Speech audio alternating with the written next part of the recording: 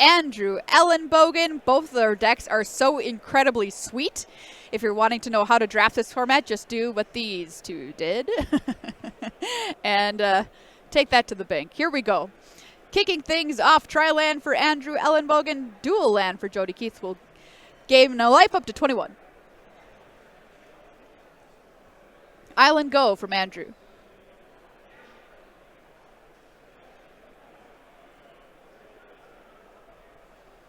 All right, let's get things started with an Abzan Devotee for Jody Keith.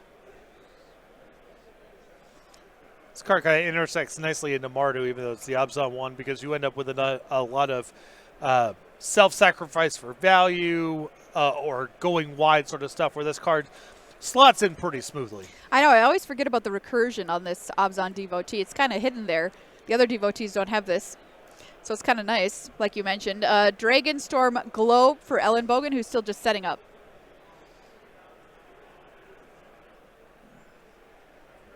Plains for Keith. And he can get the action started pretty early in his deck with some of these Mardu cards that he has. 3 mana, we can get the party going. He's not quite as bursty as Corey Burkhart, but he has a lot more kind of sustained pressure. And a lot of his deck gets started at 3. Abzan Devotee into the red zone for 2. Clarion Conqueror here on 3. See, that's what I'm talking about on 3. Like this fireworks start already for him, this 3/3 flyer, and then it shuts down stuff. Activated abilities of artifacts, creatures, and planeswalkers? Yeah, the globe is shut down. That's so bad for Andrew. Yikes. Yeah, not great to have your turn 3 mana accelerant completely locked down. Swamp for Andrew, 4 mana. All right, we're going to get our Kotis the Fanekeeper out. Try and start some shenanigans here. Passes back over to Jody Keith.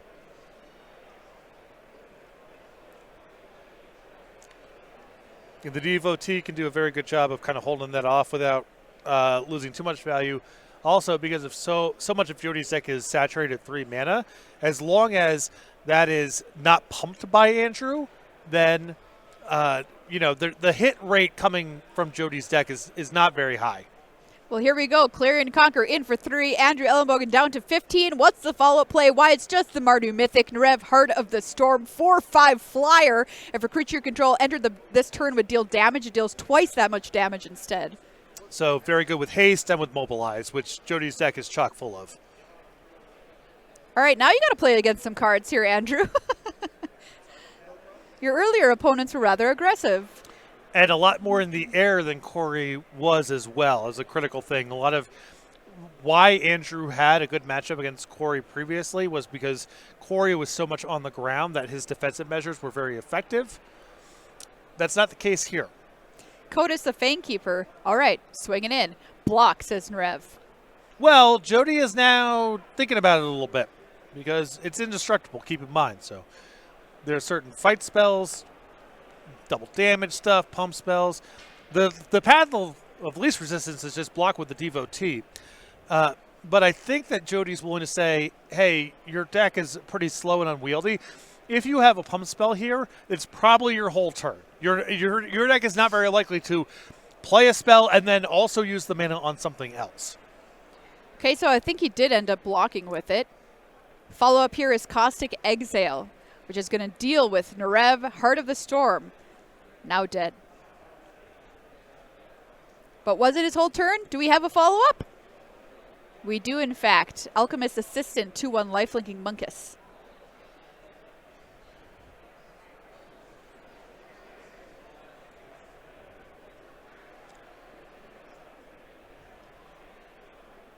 Remember, deck lists are not exchanged, but the pools are. So if Jody made that block there, I'm guessing it partially it's if he thinks the trick is -3/-3, well, Elenbogen would be able to use that on the 3/3 anyway. Sure. Which, from Jody's perspective, might even be worse because that unlocks the globe. Yeah, that's a great point. In comes a 3/3 here on Keith's turn. Elenbogen falls to 12. Jody Keith still very comfortable at 21 life. Hardened Tactician is going to be the play. as well as a Strike Brigade. 1/3 mobilize, 1. Hardened Tactician, nice with creatures you want to sacrifice. Get to draw cards. Mobilize tokens, the odds on DFOT if the game goes really long. Okay, here we go. Dusty Earth Carver. It's going to make a 3/3. Yeah, and Andrew's saying here, if you have a removal spell for it, it's probably not going to make a big difference if it's 4/4 versus 7/7. But when Andrew is trying to block what Jody's up to, it just involves kind of get as many creatures as possible. It's less about size and more about quantity because Jody is doing so much with tokens.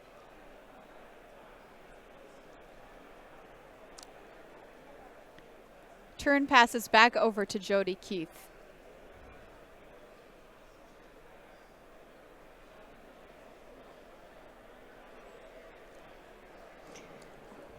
Would you feel comfortable calling this match a win and in? Yes, yeah. All right. Because we have 9 players with a record of X2 or better, and they have to play against one another. So someone that is currently in the top 8 records will lose and fall out. All right, so we're playing a top 8 match here.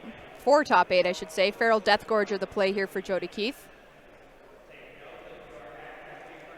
As both players continue just to build up their resources here in the game. No attacks. Back over to Andrew.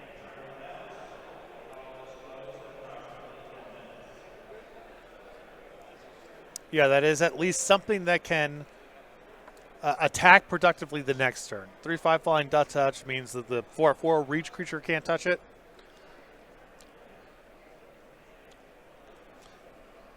Can touch it and die.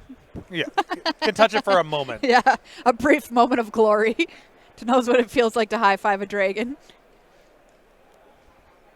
And just because this is the turn Jody elected does not necessarily mean that he doesn't have a removal spell.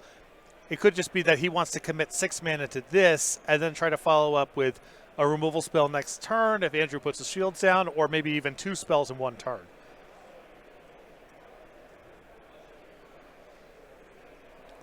Andrew here thinking through his turn and is just going to pass, no play. Life totals 12 for Andrew Elenbogen, 21 for Jody Keith.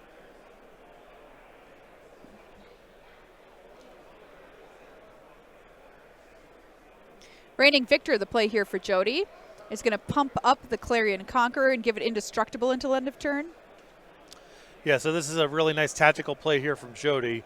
This gets the caller up to a 4/3 indestructible, so it would be another flyer eligible to attack, along with the 3/5 death touch. And it's not exactly comfortable for Andrew to just take 7 here, nor is it comfortable for Andrew to chump block. So if Andrew has some way to prevent this from resolving, you're probably going to see it right now, because it does not want to allow combat on the table to resolve the way that it looks. Yeah, blocks are bad. Taking 7 from 12 is bad. He's got all of his mana up. What are we going to do? And because a lot of Jody's tricks that we saw in the previous game, they're not removal spells as such. It's a lot of pump spells or things that care about the number of creatures he has, all that kind of stuff. Jody kind of wants Andrew to tap low on mana before he starts doing stuff, because there's a big risk of counterplay here. Here's one option from Andrew Elenbogen. Piercing Exhale. He's going to target the 3/3 on the Clarion Conqueror. Coordinated Maneuver is going to be the response, taking out the 3/3. The spell fizzles. Oof. Yeah, that is that's rough news, and really heads up play from Jody again. Playing the 3/5 flyer the previous turn, and now basically being able to present 2 different 3 mana cards that necessitated a response. He was able to play over the top of Andrew's response, and now, Andrew's kind of house of cards is collapsing here a little bit.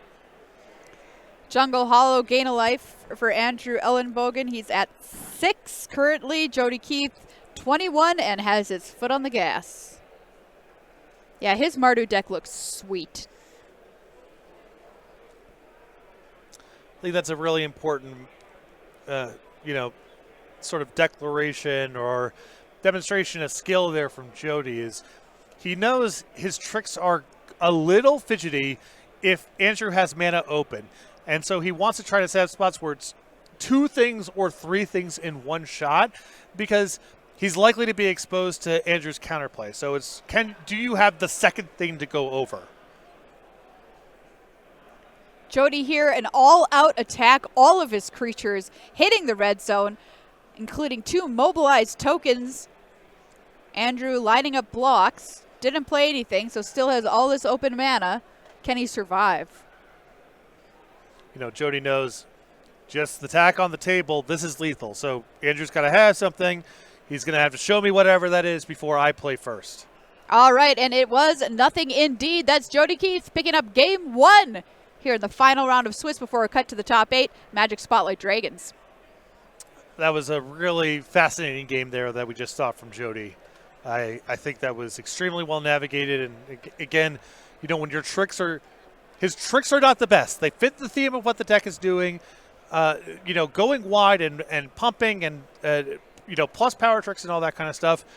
But he knows he is exposing himself a lot to getting 2 for 1. And so he wants to be in spots where Andrew is the person who has to act first. The amount of risk he takes with his 2 for 1, his tricks in terms of getting 2 for 1, it goes down by quite a lot if Andrew is compelled to act first. Barring that, wait until Andrew taps out to play your stuff so there's no risk, again, of a response that breaks up what you're trying to do. So you're saying he just needs to keep applying the pressure and just asking the question and be like, do you have an answer? And if you do, then I can respond. It's twofold. If you apply the pressure and Andrew taps out, take your windows to just do whatever you're going to do. If you are trying to set up some sort of trick, try to set things up where you have 2 things to do. And in that exchange, it was important for Jody. He initiated with a creature. He played the thing at sorcery speed. So that way, whatever response Andrew had, the instant in his hand could play back, which is exactly how he set it up. If Jody just goes, untap, play my spell, try to kill your thing, then everything fizzles and the creature that he has to play doesn't work anymore. So initiate at sorcery speed, try to sandbag your instant, so if Andrew plays back, you can play back over the top. And if Andrew ever taps low or out, that's a really good window to just play your stuff, even if it's not necessarily the most efficient, because you're minimizing the risk of counterplay from Andrew's side. Hey, everybody, if you're saying, hey, this looks fun, I want to go play in one of these events and have a shot at $10,000. What about Minneapolis? Check it out. SCGCon Minneapolis Regional Championship, as well as a lot of side events happening May 2nd through the 4th. StarCityGames.com/SCGCon is the website to go to if you're interested in this. The format is going to be standard. $100,000 prize pool. We got spots at the Pro Tour, spots at the World Championship on the line. And it's a lot of fun, huge tournament. The regional championships get thousands of people to come out. I had a blast at the one that I played in and at the one that I covered. And as you've mentioned before, Minneapolis in spring. Oh, what are we even talking about? It's a great city. I'm biased. I live there, but I love Minneapolis. We believe in art. We support our artists. It's very important to us. So you can see a ton of great art around town, from the theaters to art galleries, and our food. My God, Patrick, our restaurants. It is excellent. I've had good eats and good times in Minneapolis. Fun local Magic community. Yes, lots of great players, including Andrew Elenbogen. We'll claim him now.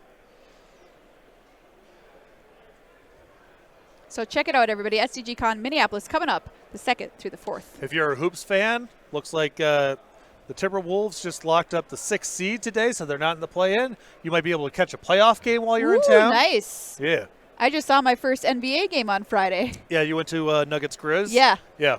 It was sweet. It is sweet. I feel like basketball is the sport that most Magic players are interested in of all sports.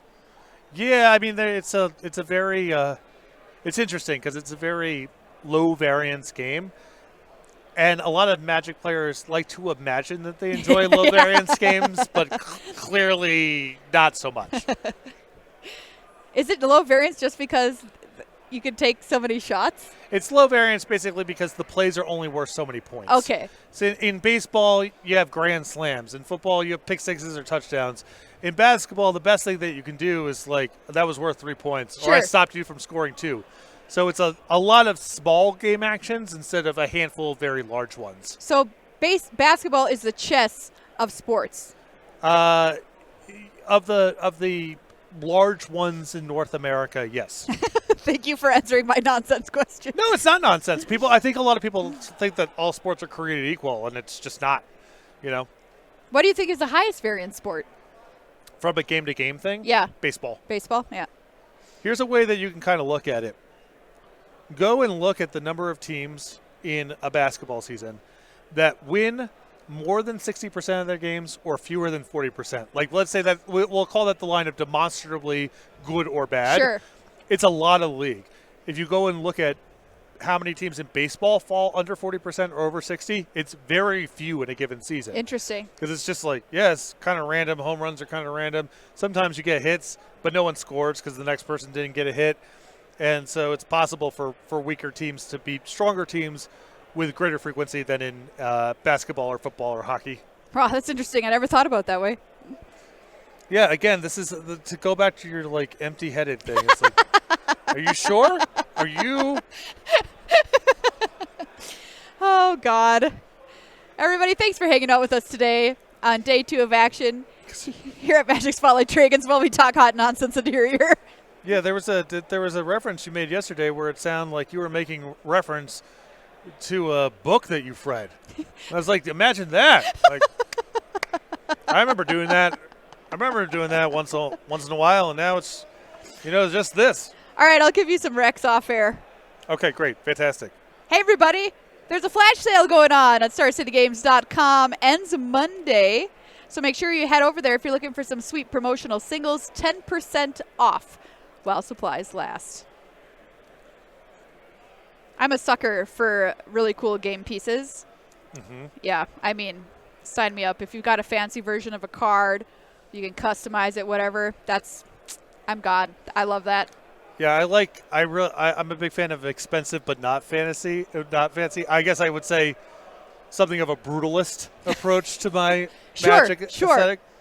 They're turning the lights off on us here in the convention hall. We're not done yet. We still have a top 8. Yeah, we lost some, but not all. So, we'll just see where that goes. If we lost all, I would have screamed really loud, and then I would have said, "There's been a murder." Jody going to 4. Yikes. Okay, not great. He's got a game to give, I guess, but you never love to see it. Yep. And you mentioned mulliganing earlier today. You're like, these players know what's up from each other now. They know what they have to mulligan to if they want a chance of winning. They can't just keep anything. Yeah, but this matchup is nowhere near as extreme as Andrew versus Corey. True. Jody is like kind of playing a nuts and bolts game at the end of the day. He's got the token synergies, but he's not wildly deviating from the type of deck you would expect to see in this format. Okay, let's see what we can do here, Jody. Can we keep it? I think we have to.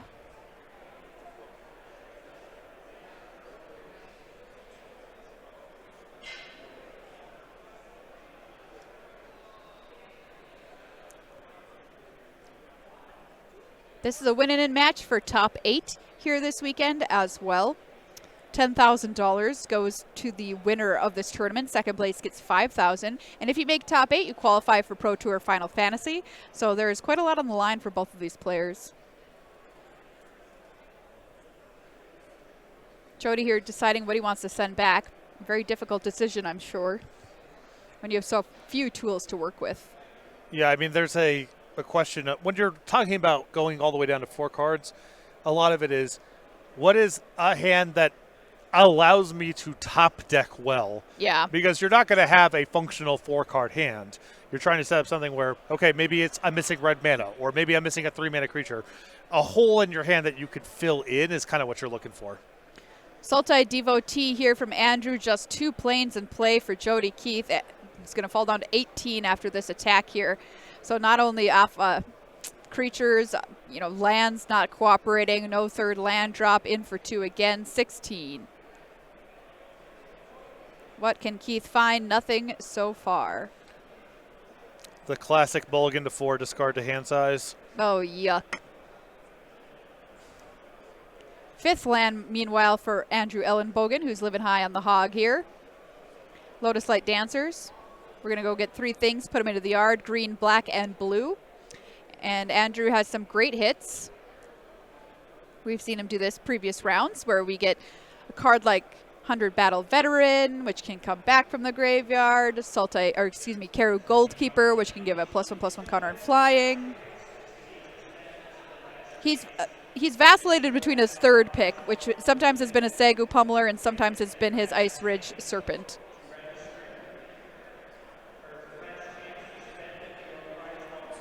No 3rd. Okay, so he's just picking 2.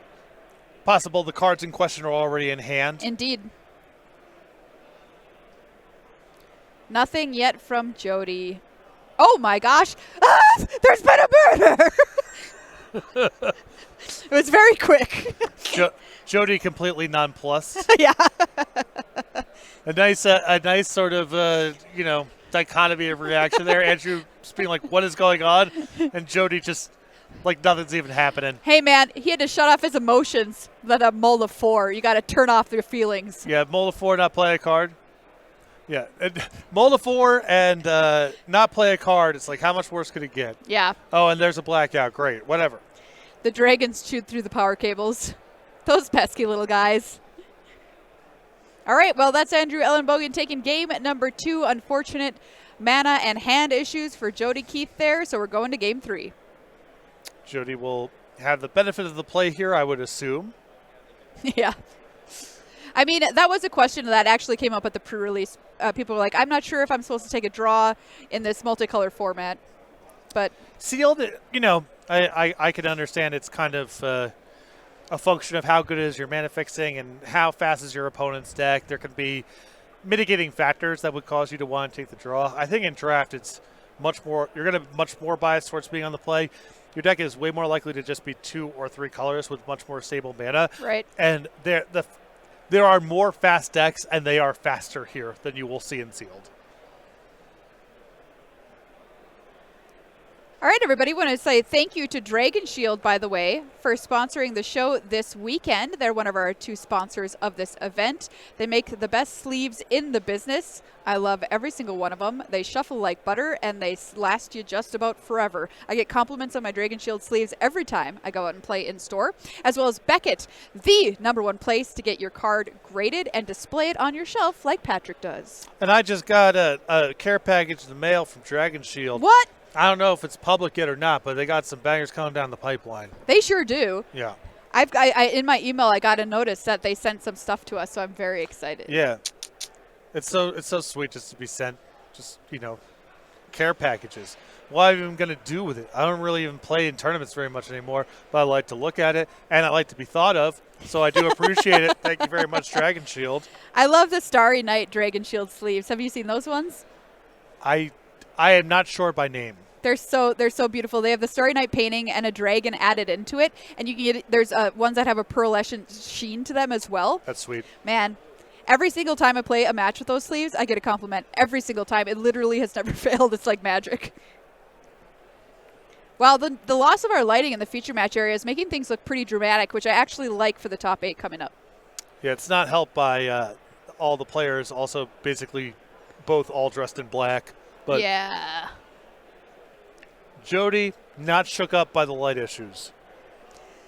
Whew, Jody, please, better opening hand this game. In spots like that, I've had that happen. I mean, I feel like at the end of it, you're just like, I was on the draw, I would have lost anyway. Yeah. It just sped up when it would have been inevitable. My opponent kept 7. Yeah. So, all right, I get to go first now. Oh, the lights are back. I mean, sometime it's going to happen to you in a tournament of this length. It just, sometimes it hits worse than others. Yeah, and it's one of a lot of people like to, in spots like that. So like this was the worst possible time to have a mulligan to 4. And it's like, no, it's not. The worst time is round 1. Yep. Then you're out. It's a bummer to go out that way if that's how it ends up going. But it's actually worse to have it happen early. Yes, agree. And it says a lot too about players who are able to regain composure and maintain composure after something like that. You just got to keep playing. You can't let it drag you down, influence your future mulligan decisions, stuff like that. I don't remember the Pro Tour, but the one where Luis went X-0 in the Swiss rounds. And I ended up going to the site. He lost in the finals, if memory serves. Yeah. And I went up to him. I wasn't really watching the coverage. I wasn't on the site, so I asked him what happened. He's like, I just got my last draw. My worst draws of the tournament basically happened there. And he's like, it could have happened at a worse time. Top 4 in the finals or whatever. Yeah. But these players right now looking to cinch up an invite to the Pro Tour Final Fantasy. That goes to everyone in the top 8. First prize here is $10,000 and a case of Tarkir collector boosters. I love a collector boosty, let me tell you. Opening one of those. I haven't done it yet. I complained. Of anything? Well, of the collector boosters? Yeah. I've been thinking about it. Here's what happened. I contracted over Wizards of the Coast for a while. And they didn't send me any boxes of any stuff that I worked on. And I made a stink about it on the air. #rude. And then they sent me some collector boxes. Some of it was sets that I worked on. Some of it wasn't. But whatever. I appreciate the gesture. And they're just in the recording studio we got. So I just have them. I think they look nice as decorations, Oh, yeah, they're beautiful. Yeah. But in terms of opening them, I have not done it yet. Oh, it's a great feeling. All right, here we go. We are underway. Game number 3 for the top 8. Abzan Devotee in play for Keith. Sultai Devotee in play for Elenbogen. No mana issues here for Keith or Elenbogen, as they both have all their colors of mana on turn 2. And I would assume both players on 7 cards as well. Yep. Devotee from Abzan gets in, knocking Elenbogen to 19. And hey, why don't we just kill it while we're at it? Coordinated maneuver takes it out.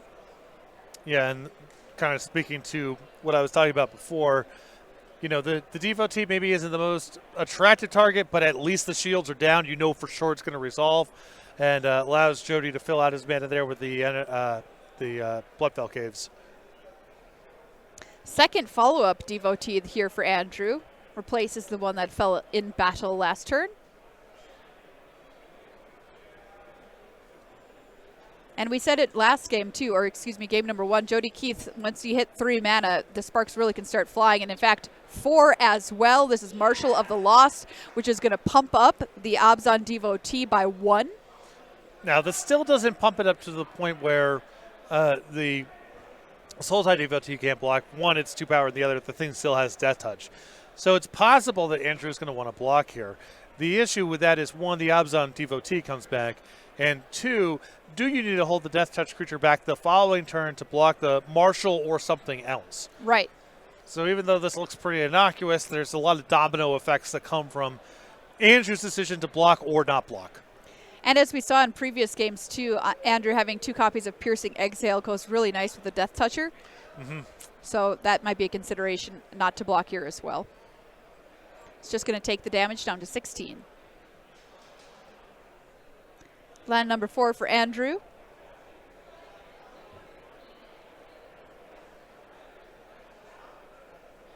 Ooh. We haven't seen this in play yet.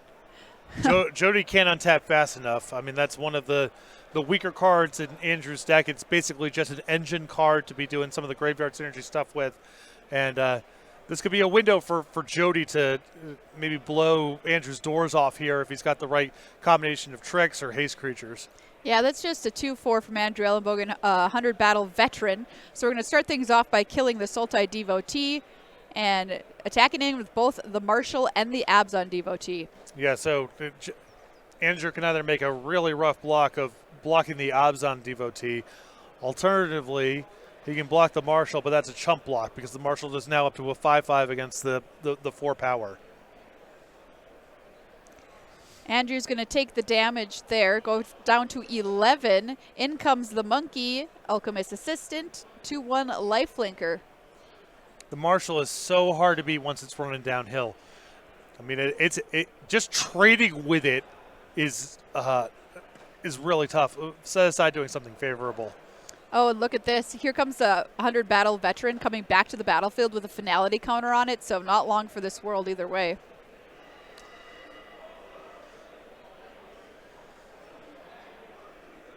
I mean, a lot of Andrew's strong plays also are available at 5 mana, so, you know, I don't know if Andrew kept a hand that was just sort of the devotees in this thing in mana, but yeah, it's not suggestive of him having much behind him at this point that's good.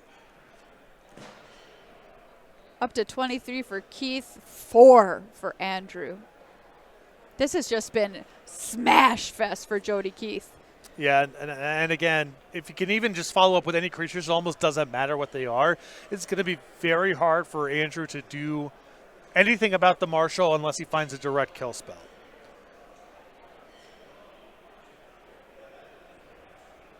Asking number of cards in hand for Andrew, which is 4.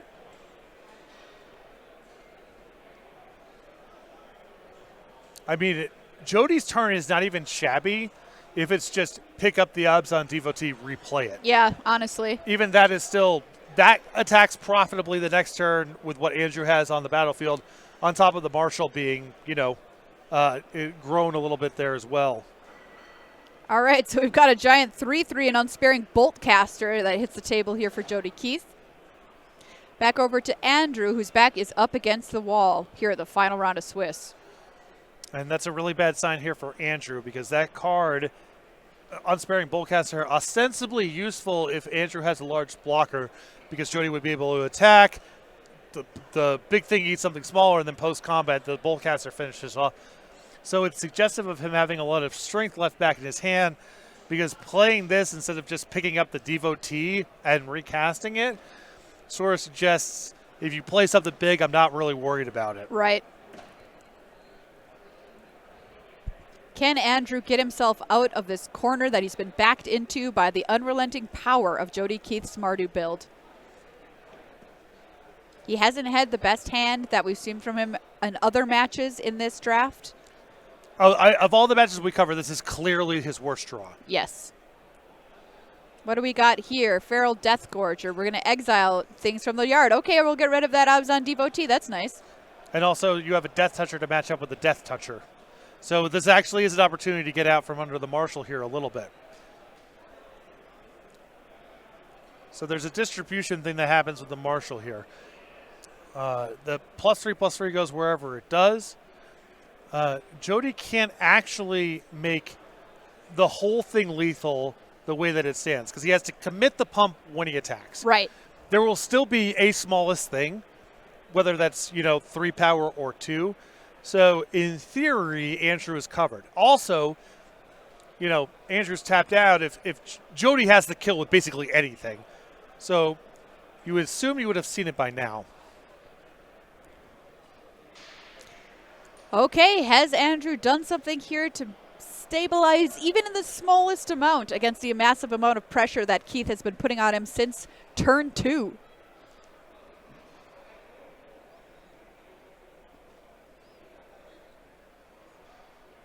Here we go, starting things off.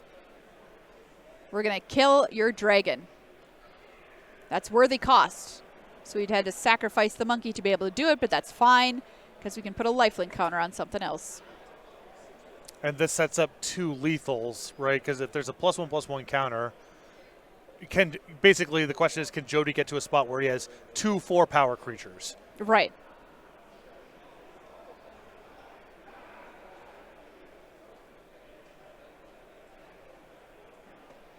Looks like the counter is going on the Marshal.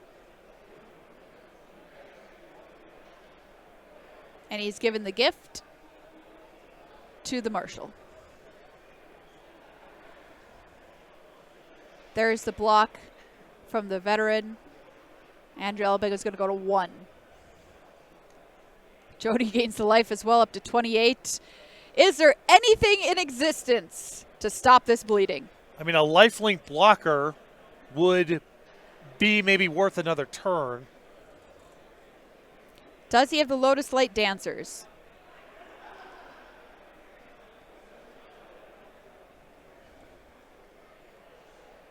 Doesn't appear to be what he is casting currently. We've got a Sagu Pummeler here. It's a 4/4. What else? 2 more mana. There we go. Okay, Piercing Exhale. And we're beholding a dragon here, too, so we get to Surveil. So we have 4/4 lined up against 3/3. Andrew's at 1, but on the table, things are okay. It's terrifying.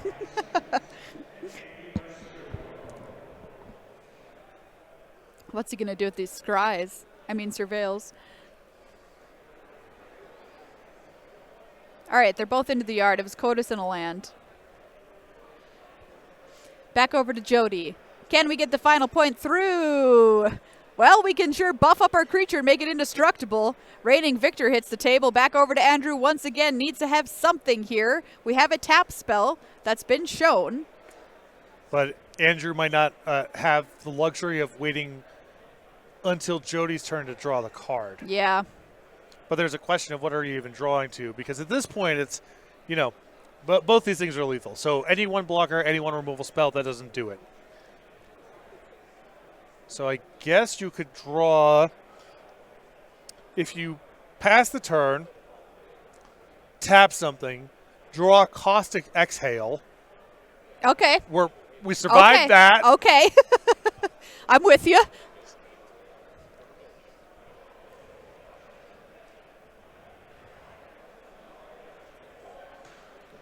Yep. Okay. So. All right. So we just played a tri-land. We passed turn back. Let's see what we can do here. We're tapping somebody down. That's for sure.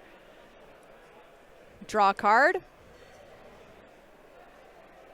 In comes the creature, and he's like, "Do you have something?" Jody's getting I got this one coming. Yeah, I'm attacking with this Unsparing Bowcaster. What do you got? Oh, we got to shuffle first, though, Yeah, everyone, you got to build up the trauma. Come on, Andrew, do you have it or not? Well, there's, wouldn't be in the hand before this because he would have just played on his own turn. All right, there we go. There's the handshake. Jody Keith takes down this match